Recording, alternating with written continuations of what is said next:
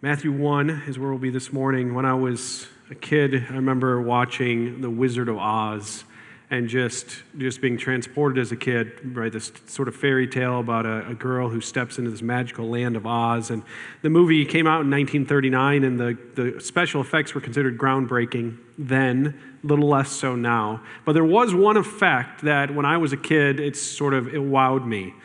So when Dorothy arrives in Oz, she steps out of the door, and the film, which had been in black and white up to that point, all of a sudden it sort of just explodes into color, right? You feel as if you've entered this fantastic new world. The dull monotone gives way to this vibrant symphony of color. The boring black and white just detonates in this fireballs of red and yellow and green and blue. And I think that might have resonated with me because the first TV that we had when I was a kid was black and white. And saying that makes me feel old. Like we would huddle around this little black and white television and watch the TV show or movie. And when we graduated in the Wredberg house, it was a big day when we graduated to a mammoth, I'm sure it was probably like 13 inches, but a mammoth color television. And even though the shows were the same, the content didn't change, everything seemed sort of bigger and better and more amazing.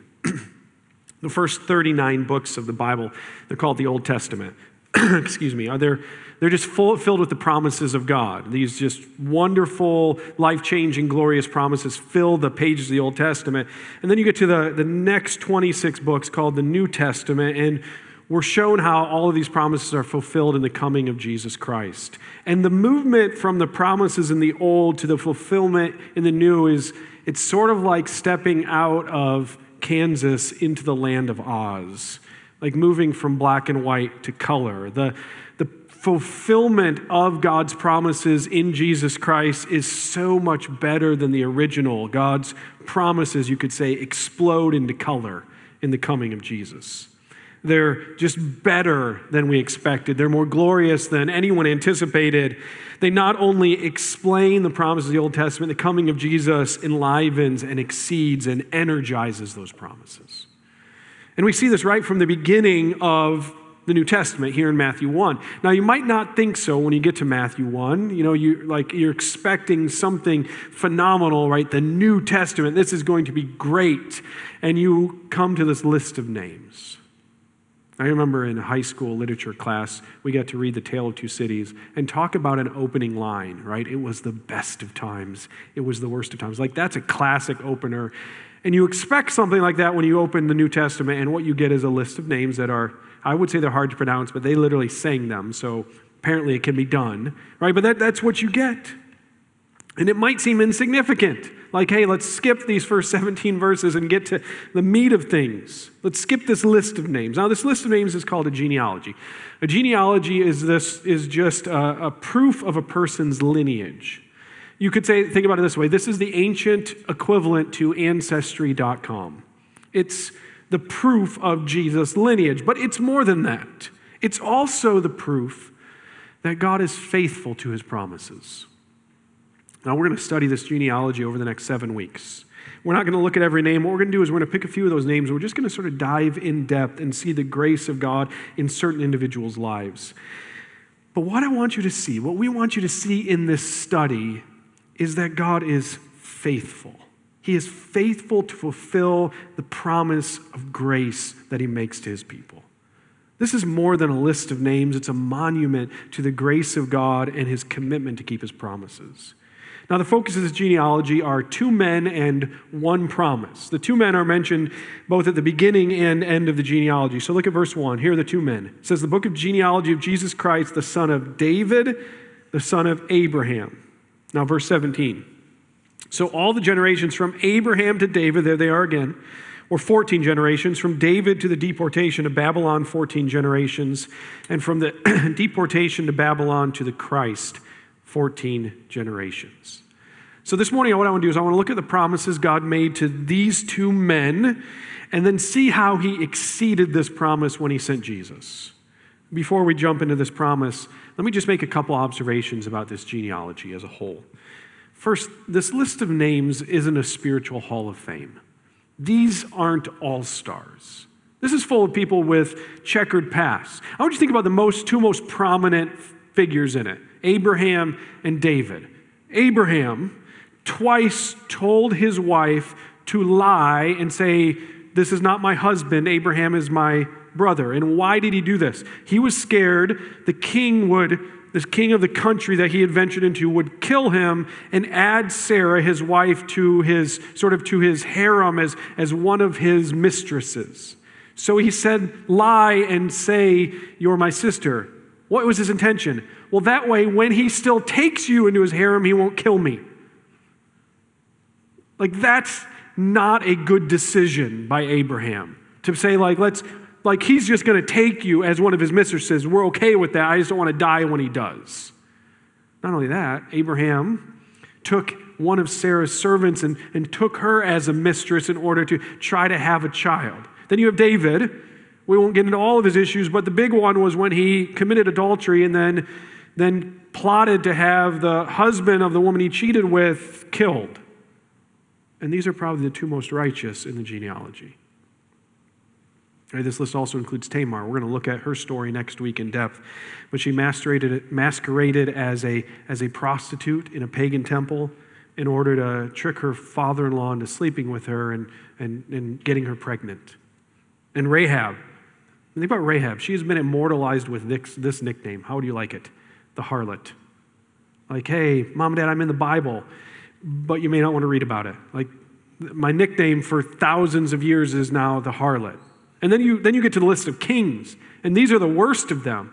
These men just constantly led the nation of Israel into immorality and idolatry. So this list of sinners is a monument to God's grace because God made promises to these sinners.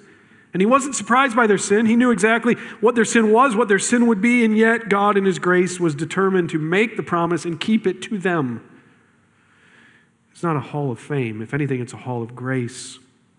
And because it's all grace and not works, God can use anyone. I want you to see that. God can use anyone. There's no one that is too bad, no one that is too messed up, no one that is too broken for God to use. And this list of names assures us of that. He can use a king whose life looked like a reality TV show. He can use a woman who sold herself to the highest bidder. Right? As we just sang, God's grace or his mercy is deeper than any sin we have. Second, this list of names is primarily about God. This is a record of God's gracious dealings with humanity. The genealogy reminds me of a document that you receive when you take out a mortgage. Now, this is one of the many documents you receive that and then you sign and you don't know what it's about. This one's called the amortization schedule. Do you remember that one? You didn't read it. None of us did because it's really just a number of pages with dates and figures. And what it is that it's showing you exactly what you'll pay each month for the next 30 years until you pay off your mortgage. And so when you take a mortgage, what you're doing, right, is you're signing a promise that I am going to do this over the next 30 years. I'm going to pay this figure on this date, right, for all of these months for 30 years. And if you make it all the way to the end, you make it all 30 years, that amortization schedule actually reads like a payment history. It shows how you kept the promise you made at the very beginning. This list of names is God's payment history on a promise he made at the beginning. Each name details this sort of long and winding journey of the promise until God fulfilled it in full. And it wasn't always clear, as we'll see in just a minute, it wasn't always clear how God was going to fulfill this promise. But what we can do is see this list of names and we can sort of look back and see God's faithfulness over time. And that's really what we want to do between now and Christmas. We want to look back together and see God's faithfulness. We want to see his unwavering commitment to keep his gracious promise. So as we look at this genealogy this morning and we examine the promises made to Abraham and David, I want you to see how the fulfillment of this promise, it's like stepping from black and white into color. It just sort of explodes in this sort of vibrant color. We can see 4 stages in the development of this promise. Here's stage number 1, the promise made. Promise made. Now, the story of Abraham, like all of our stories, it begins before we're born. His begins before him. Abraham doesn't appear on the scene until the 11th chapter of the Bible. And so to understand his story, to understand the promise God made, we've got to go back to the very beginning, to the chapters before Abraham. The first 3 chapters of the Bible, they detail how God created everything. So everything we see, God made, and the crowning piece of creation was humankind. That God made all these things, but he made them for this purpose because he was going to make humans, make them in his image and place them in this new creation where they would worship and serve and enjoy and delight in him and his creation forever. And he made this world, he told them, so that if they will simply enjoy him and delight in him in this world, that this world will serve them and bless them. And we know how it went, right? They didn't obey him. They rebelled against him, and the story is of how this creation, which was there to bless, instead became cursed, and it became difficult and hard. And as we looked at in Romans 8, right, it's all of everything struggling under this curse of sin. What was the consequence of this rebellion of humanity? Well, it says they were cut off from God's presence and his life. But in that dark moment of judgment, God makes this promise in Genesis 3. He says, at some point, you, man and woman, you're going to have offspring. And one of those sons is going to come and he's going to defeat evil and he's going to restore everything to how it was intended to be. This is Genesis 3:15. And this promise now guides the rest of the way for the Bible. This sort of sets the stage for everything else you read. And if you don't understand the promise, it's really hard to understand what comes after it. Because this promise, it raises a question which drives the rest of the Old Testament and into the New. And here's the question. Well, who is this son? Right? So everything's falling apart and God says, oh, I've got a promise. A son will come and this son's going to fix it. He's going to fix it. And so everything after that is just simply going, okay, who is he? Is he here? Like, where is he? Like, when are we going to see him? And so this is why genealogies are important in the Bible, because this one in Matthew 1, they trace a line of fathers and sons. And they're always sort of eyeing that question, well, who is the son who's going to come and defeat evil? So in Genesis 11, we find a genealogy, and the genealogy ends with a man named Abraham. Now, the way genealogies work is when you get to the last name, you're supposed to ask this question. So if you're reading through your Bible and you come to a genealogy, you get the last name, you ask this question. Well, is he the son? Like, okay, we've seen the line. Is he the son? And so we ask that about Abraham. Is he the son? Is Abraham the one? And we quickly find out he's not. But we learn something significant. When God gets to the end of this genealogy, this man called Abraham, he expands a little bit on the promise. And he says, listen, Abraham, this son which I promised, he's going to come through you, particularly through a nation that's going to come from you and Sarah. So when God calls Abraham to be his out of pagan idolatry, he says, listen, I've got a great promise I'm going to make to you. Listen to the promise God makes to Abraham. This is in Genesis 12, verse 2. He says, I will make you a great nation. I will bless you and make your name great so that you will be a blessing. I will bless those who bless you. Him who dishonors you I will curse. And in you all the families of the earth shall be blessed. So God says, Abraham, through you, and particularly through the nation of descendants which will come from you, you're going to bless the whole world. Okay, but there's a significant problem. Abraham's an old man with no kids. So, how would his descendants bless the whole world if he has no descendants? I wonder if at times Abraham felt like my kids would feel if I promised to give them half of my lottery winnings. I don't play the lottery, right? So it's a meaningless promise. I wonder if Abraham felt that way sometimes, like, what good is a promise of a nation if I don't even have a child? Now, we know that Abraham and Sarah, they struggled to believe this promise because they sort of turned to their own ingenuity to try to figure it out. And so at one point, Abraham and Sarah, they say, well, maybe if Abraham takes Sarah's servant and has a child with her, that'll sort of count, even though that's not what God promised. But in spite of their failure in certain moments to trust God, what we see is their story is this. It's one ultimately of patient trust in the promises of God. That Abraham, at 100 years old, he and Sarah have a child.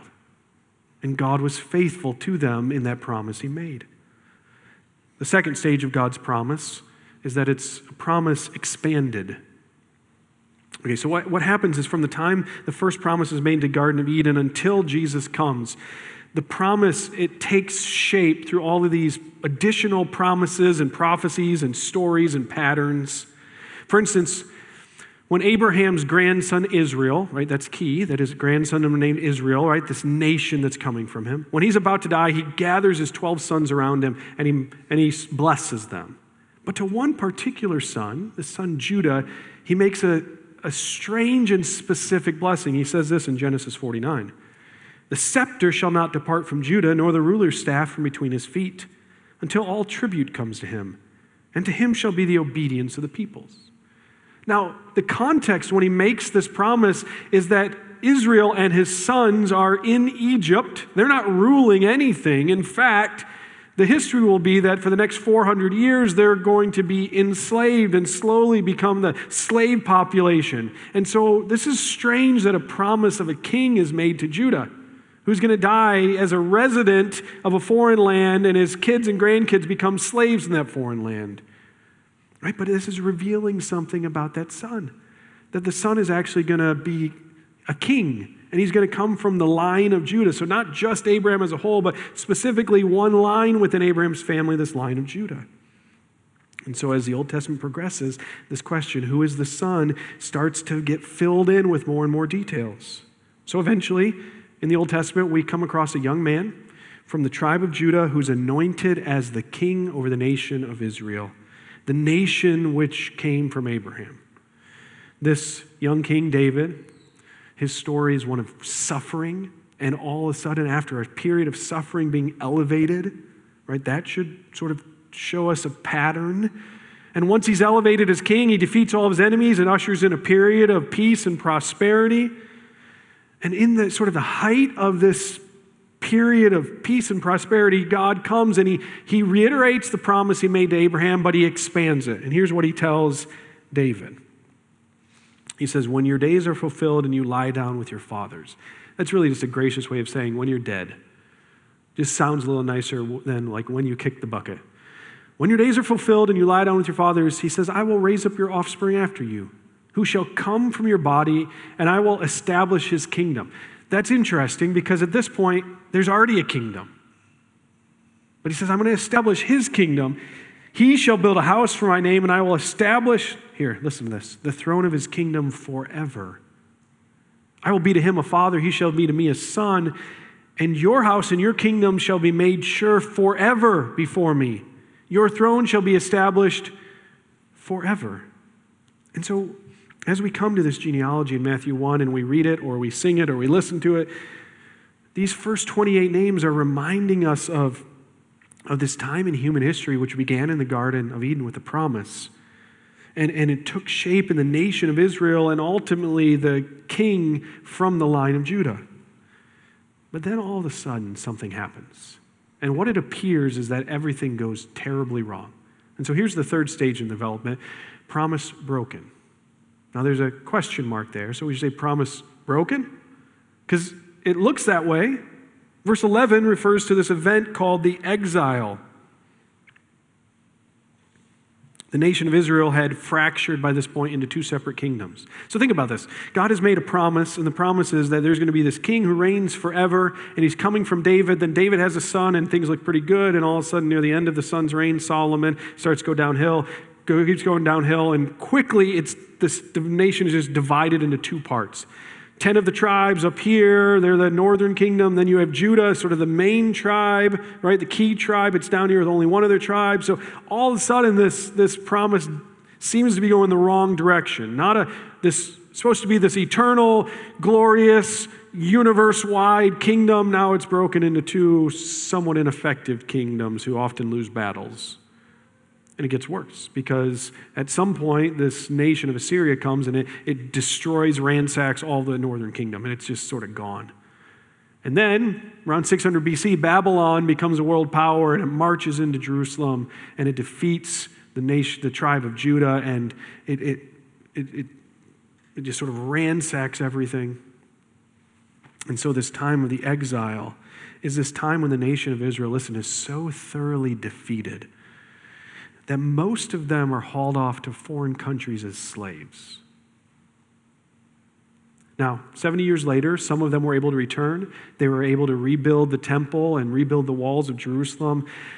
But the glory days under King David were a faint memory. In fact, we're told this, that when some who remembered the previous temple, they finally made it back to Jerusalem and they saw this new temple, it says they wept. And these were not tears of joy. These were tears of sorrow because, how could this be what God had promised? How could this hastily put together, sort of not very glorious temple? And from that point forward, the nation of Israel was constantly in captivity. Even though the people were there, they were slaves to some other nation. In fact, by the time of Matthew's writing, they're enslaved to the nation of Rome. So this inclusion of the exile is, I think, very significant because it shows us that God isn't bound to our expectations. And God isn't a slave to our timetable. I think it would have been easy, even natural, during the time of the exile to doubt God.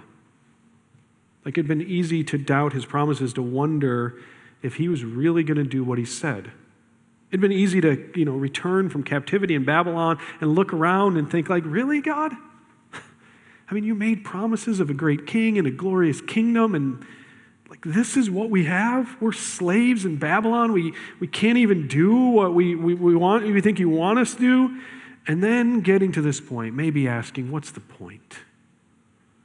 What's the point in trusting God? Have you ever been there? Have you ever been in a situation like that? Have you ever wondered what's the use? What difference does it make? Have you ever doubted either God's ability or maybe more often his willingness to keep his promises? Maybe that's how you came to church this morning. Maybe it's your singleness. You know that God is in control, that God guides your steps, that he always does what's good, right? We just saw that in Romans 8, and you know intellectually it's true, and you would say, well, deep down I believe it, but it right now feels like I'm in exile. And you're just wondering, can I really trust this God who leaves me here? Maybe it's the demands of caring for young, hyperactive kids or moody teenage ones. You know that God says kids are a blessing. It's cross-stitched somewhere in your house, so it's got to be true. And you know that there's eternal significance in parenting. And you know, at least intellectually, that every day he's using you to mold and shape these kids, even though it doesn't feel that way. And at the fifth temper tantrum or the fourth slammed door, you feel like you live in Babylon. Maybe it's praying for a child to be conceived. And you read the story of Abraham and Sarah and how they shouldn't have been able to have kids. And we're told that he was as good as dead. In other words, physically this couldn't work. But yet God gave it to him. But you're like, what about us? Why? We've been praying. We've been longing. I know you're sovereign. I know your purposes are best. But you're really struggling to believe him. And another month without a pregnancy, you feel like God's forgotten you. Or maybe it's taking care of aging parents. And you feel like a slave to something you didn't want. Every decision you make, every choice is sort of constrained by this situation that you sort of resent. I just want to say, let the inclusion of the exile here be an encouragement to you. That God hasn't forgotten you. He will not leave you in Babylon. God is faithful to his promises. He keeps his word. Let's look at the fourth and final stage of this promise. It's promise kept. There's no question mark on this one. Maybe it should have an exclamation point, because after the genealogy, Matthew records how God kept the promise. So that question, who's the son? And it's sort of being shaped and molded, and we're seeing more and more details. It finally gets answered here. Remember, you get to the end of a genealogy and you find a name and you say, is he the son? And for the first time in biblical history, the answer is yes. Look at Matthew 1, verse 18. Now, the birth of Jesus Christ took place in this way. When his mother Mary had been betrothed to Joseph, before they came together, she was found to be with child from the Holy Spirit. And her husband Joseph, being a just man, unwilling to put her to shame, resolved to divorce her quietly. But as he considered these things, behold, an angel of the Lord appeared to him in a dream, saying, Joseph, son of David. Interesting reminder, right? Do not fear to take Mary as your wife, for that which is conceived in her is from the Holy Spirit. She will bear a son, and you shall call his name Jesus, for he will save his people from their sins. Behold, the virgin shall conceive and bear a son, and they shall call his name Emmanuel, which means God with us. So just think about this. God promises a son in the garden. He promises a son to Abraham. He promises a son to David. And even during the time of exile, prophets are repeating this promise. And all of a sudden, God gives a son. But when he gives the son, it's his own son. I mean, talk about going from black and white to color. Like, talk about mind-blowing. I mean, I think we are so used to the story of Jesus that we're not as amazed as we should be. Think about what happened in this time when people heard this. What did they say? Well, that can't be true. Why was Jesus called illegitimate most of his life? Because we were like, no way could God do that. Like, that's how shocking and unexpected his answer is to the question, where's the son? God sends his own son to be born as a human. Though the Bible doesn't go into detail about how it happened, it tells us what happened, right? Mary's a virgin. She's never known a man, verse 18. But in the greatest of all miracles, God caused her to be pregnant with his own eternal divine son. Now, there are some who don't believe this. And one of the reasons they give is because it just doesn't go into detail about the virgin birth, which in one sense they're right. It doesn't give us a lot of detail, but I think the answers for that, the reason for that is very simple. How much detail would you need before you'd understand it?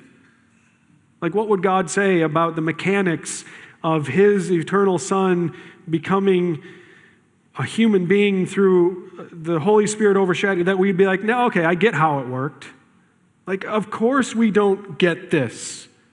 How? The songwriter Charles Wesley said it like this. He said, our God contracted to a span. Think about that. Our God, glorious, everywhere. He cannot be contained by human hands, but he's contracted to a span. And then he says, incomprehensibly made man. Exactly, incomprehensibly. But these things, the virgin birth, the incarnation or enfleshment of Jesus, did happen. It was promised by the prophets, fulfilled in Matthew 1, that somehow Jesus Christ, the eternal Son of God, was supernaturally conceived when the Holy Spirit overshadowed a poor peasant woman named Mary. Somehow God became flesh. You know, if Jesus is God incarnate, then everything else in the gospel story makes sense. J.I. Packer, in his book, Knowing God, talks about this as sort of the key miracle, because he says, if you don't believe this, then the rest of the Bible makes no sense. But if you believe this, then the rest of the Bible makes sense. It's not hard to believe the resurrection if you believe Jesus was God. If you don't believe Jesus was God, the resurrection seems like a fairy tale. How can Jesus turn water into wine and create bread from thin air and other bread? How can he walk on water? How can he heal and raise the dead? How can he do this? Well, here's a simple thing. He was God. It all hangs here. And so this account, this miraculous conception is here to testify that Jesus is indeed God, that he is not simply the son of Abraham and the son of David, that he is the Son of God. But why does God do this? Why does God answer or keep the promise this way? Why send his own son? And he tells us here, so that he could be with us and so that he could save us. These two names, Emmanuel, which means God with us, and Jesus, which means Yahweh is salvation. This is why God answered the promise or kept the promise in this way. He wanted to be with us. So he sent his son as a human baby. Brothers and sisters, this may be one of the sweetest promises in the whole Bible. God is with us. In fact, Jesus will later reference this promise in a couple of significant places. Later in the book of Matthew, he'll talk to his church about this thing we call church discipline, where we confront sinning, unrepentant brothers and sisters to the point where if they don't repent, we'll eventually remove them from our fellowship. Take this drastic step. This is a difficult thing to do. Right? We have had to walk through this process as a church before. It's not fun. It's not easy, but we do it because Jesus says so. But in that passage where he commands this type of difficult obedience, he says this, "And where 2 or 3 are gathered in my name, there am I in the midst of them." That's not just a generic promise about having home church. That's a promise that's tied to this subject of church discipline. When I call you, Jesus says, to difficult obedience, I am with you. I'm Emmanuel. I'm with my people. Think about how the Gospel of Matthew ends. Jesus calls his disciples together and he says, here's what you're going to do. I'm leaving, but you're going to go out and you're going to take this news, this gospel news, you're going to take this good news to the ends of the earth. Now, we know that this was not going to be easy. In fact, of those 12 men standing there, 11 of them, or I guess of those 11 men, 10 of them were martyred for their faith. Only one survived. He was actually boiled in oil and banished to an island.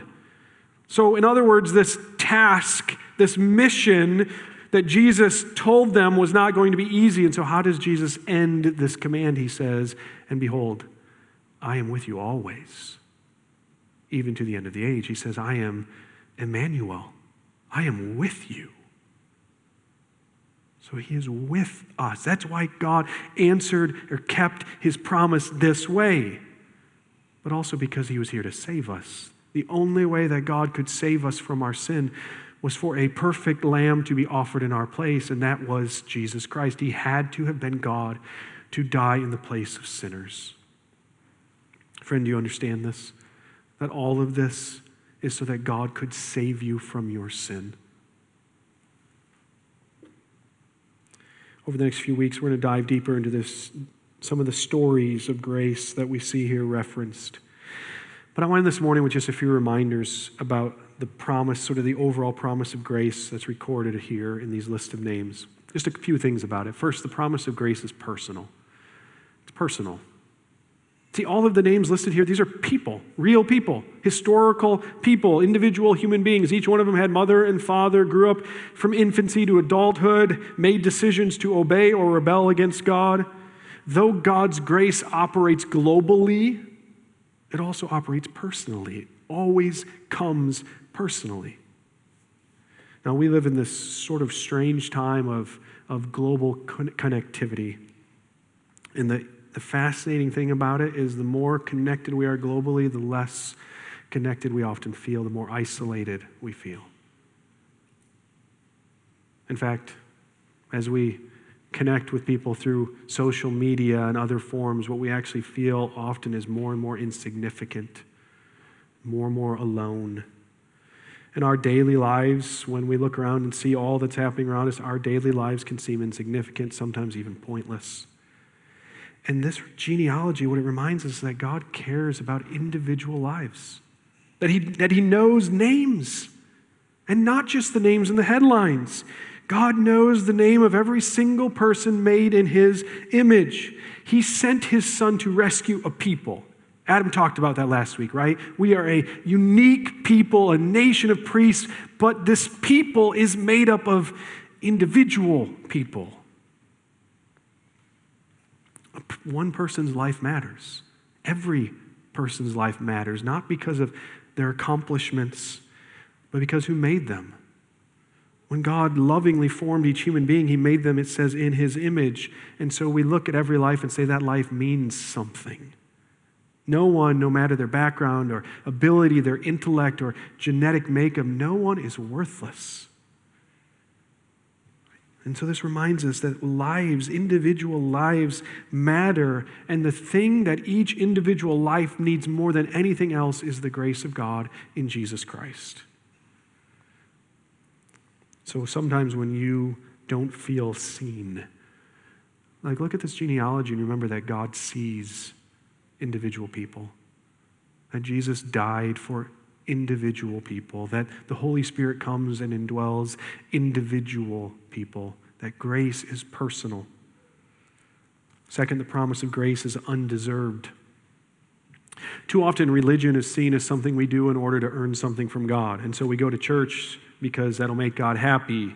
We sort of think of God like the kindergarten teacher with the chart, and she puts all of the gold stars based upon your behavior, and that's sort of what God's doing. He's watching, and gold stars, and if you do good enough things, then maybe you earn or merit some sort of loving attention or at least happy thoughts from God.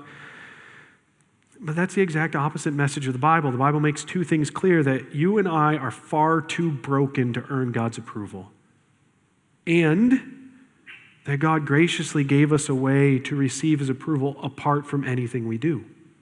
The theme that runs like a river through the Old and New Testament is grace, that the favor of God comes to the undeserving. Look at this list. There are some serious scoundrels here. There are some people who are messed up in ways that will cause us to blush. But God is gracious to sinners. If God were not gracious to sinners, then God would not be gracious, because sinners is all there is.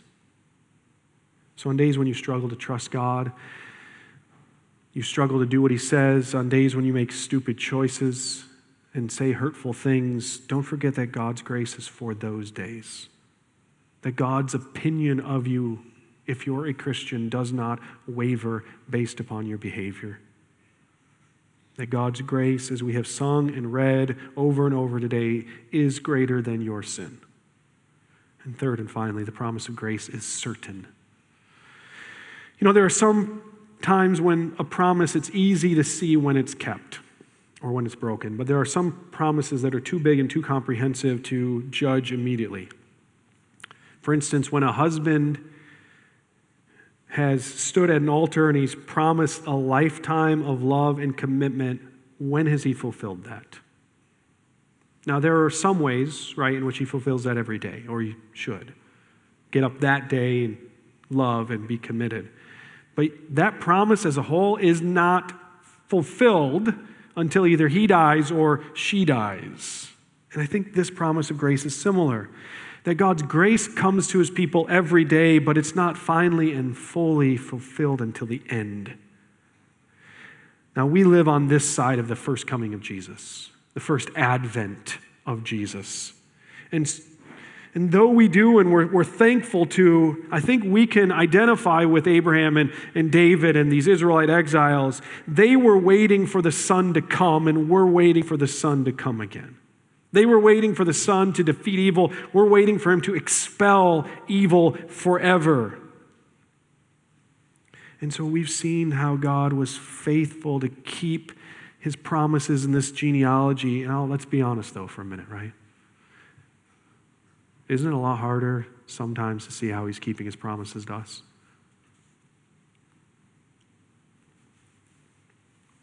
But this is why we look at these things, and why we read them, and why we study them, and why we remind each other of them.